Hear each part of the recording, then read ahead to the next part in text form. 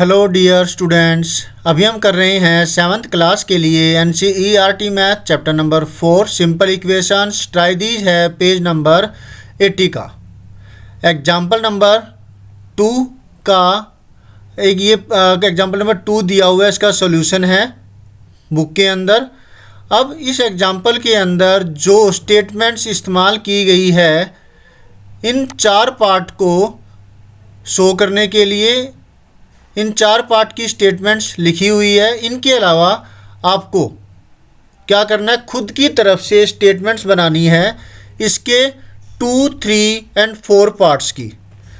तो ऐसा समझने के लिए, ऐसा करने के लिए तो पहले तो हमें जो एग्जाम्पल्स में इक्वेशंस इनके लिए इस्तेमाल की गई है वो हमें देखनी होगी। देखिए यहाँ पर x-5 = 9 इसके लिए इस्तेमाल की गई है। Taking away 5 from x gives 9, इस स्टेटमेंट का इस्तेमाल किया गया है। अब आपको इसके अलावा कोई और स्टेटमेंट यूज करनी है। इसी तरीके से यहाँ पर 5p = 20 के लिए, लेकिन हमें तो सिर्फ 2, 3 और 4 के लिए स्टेटमेंट्स बनानी है। तो ये फर्स्ट तो वैसे ही देख लिया। अब सेकंड है 5 टाइम्स नंबर p = 20, इसके लिए अब कोई और स्टेटमेंट हमें बनानी है। और इसी प्रकार से बाकी के दो भी जैसे ही करेंगे वैसे ही इसको समझ लेंगे। तो चलिए एक बार सॉल्यूशन करते हैं। इस 2 के लिए कम से कम आपको एक तो इक्वेशन की कम से कम आपको एक स्टेटमेंट तो बनानी है इक्वेशन की, जो कि यहाँ पर बना रखी है इससे अलग हो, सेम टू सेम आपने नहीं उतारनी। Okay, let us do.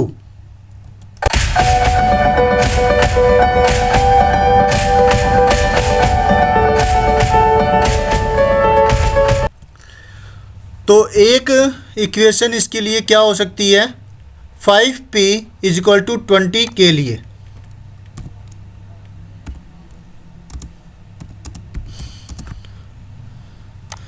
तो मैं लिखूंगा प्रोडक्ट ऑफ 5 एंड p = 20, एक स्टेटमेंट होगी ये।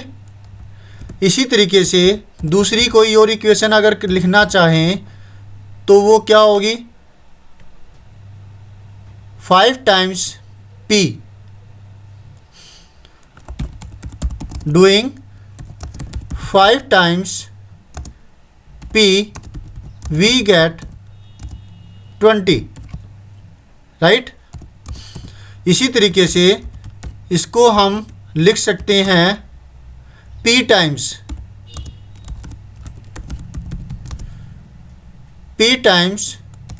ऑफ 5 = 20, या कोई और भी हम इस तरीके से स्टेटमेंट बना सकते हैं।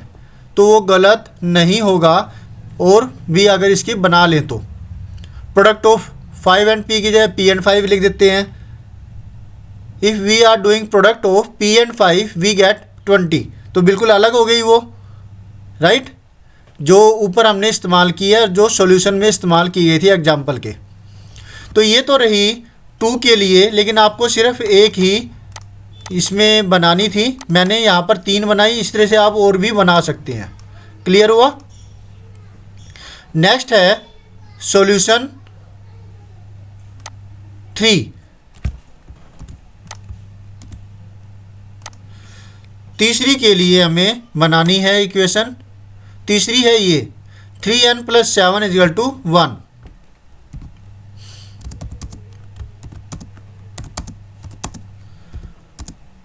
तो जो स्टेटमेंट सॉल्यूशन में इस्तेमाल हुई है एग्जाम्पल के अंदर, एक बार वो देख लेते हैं।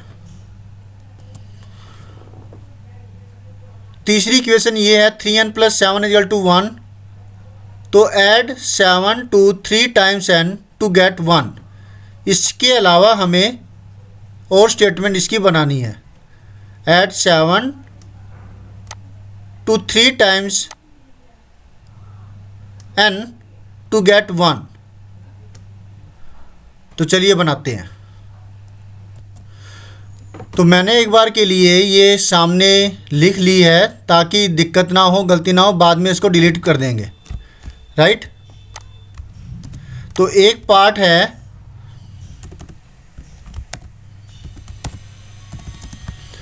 Add 7 to 3 times n to get 1 की बजाय हम इसमें कर लेते हैं प्रोडक्ट सम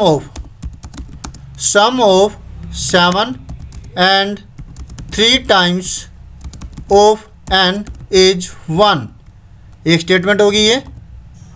और इसी तरीके से दूसरी स्टेटमेंट अब बनाते हैं। 3 times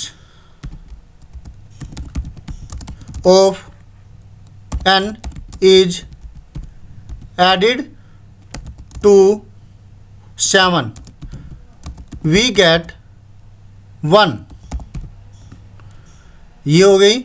या फिर कोई और अगर लिखना चाहे तो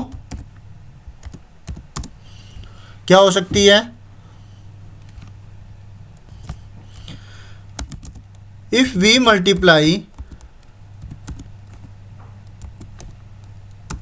n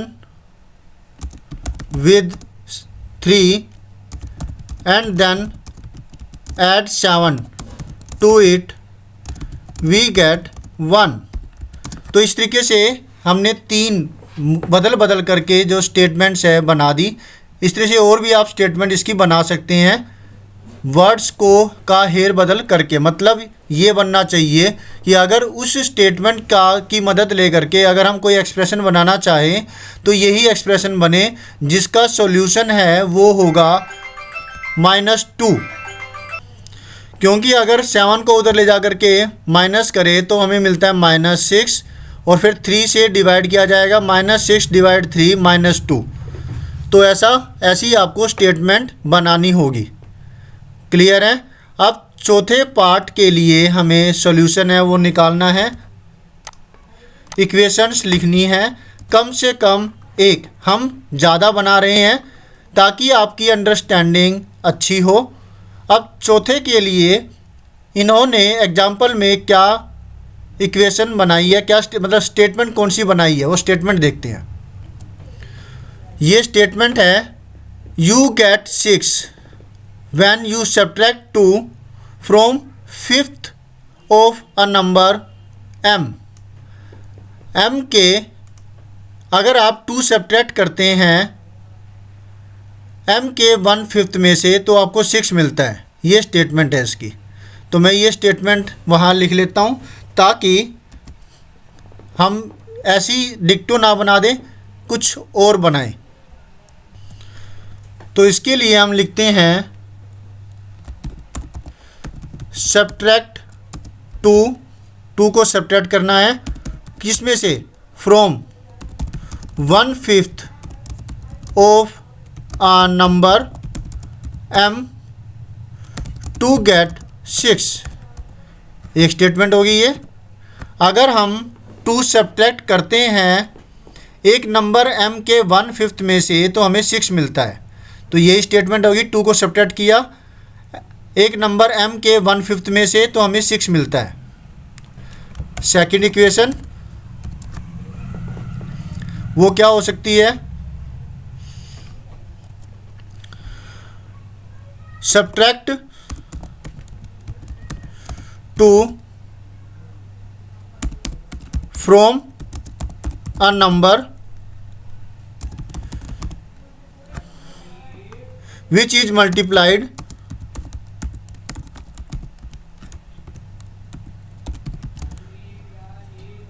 with 1/5 या फिर 1/5 जो कि 1/5 के साथ मल्टीप्लाई किया गया। Subtract 2 from A number m which is multiplied with 1/5 then we will get 6। तो ये सेकंड स्टेटमेंट होगी। इसी तरह से आप और भी आप इसमें स्टेटमेंट बना सकते हैं। क्लियर हो गया। होप सो आपको अच्छे से समझ में आ गया होगा। शब्दों का हेर बदल करके ही आप इसके सॉल्यूशन को लिख सकते हैं। अच्छा, अगर कोई एक और करें हम इंटीजर का इस्तेमाल करके, तो आप लिखेंगे add -2 to 1/5 of a number m, 1/5 of a number m to get 6। तो ये हो जाएगा आपका। और जो एक स्टेटमेंट ये हो गई, इस तरह से आप और भी स्टेटमेंट्स गेट कर सकते हैं। ठीक है, होप सो आपको अच्छे से समझ में आ गया होगा। कोई दिक्कत है तो आप कमेंट बॉक्स में कह सकते हैं, लेकिन मैं आपसे रिक्वेस्ट करूंगा कि जहां आपको दिक्कत होगी वहां पर आपको टाइमिंग लिखना होगा, जैसे कि 407 या ये टाइमिंग होती है। अभी क्लिक करने के बाद में वो पार्ट आ जाता है जहाँ पर आपको दिक्कत है, और साथ में एक पूरा सेंटेंस आप लिखिए ताकि वो समझ सकें। एक फ्रेज, एक टुकड़ा जो सेंटेंस का अगर आप लिखते हैं कमेंट के अंदर तो वो समझ में नहीं आता है। क्लियर है? तो तरीके से आप उसको जब पूछेंगे तो समझ में भी आएगा और फिर उसका सॉल्यूशन भी किया जाएगा। तो मिलते हैं नेक्स्ट वीडियो में किसी और ट्राई दीज के साथ।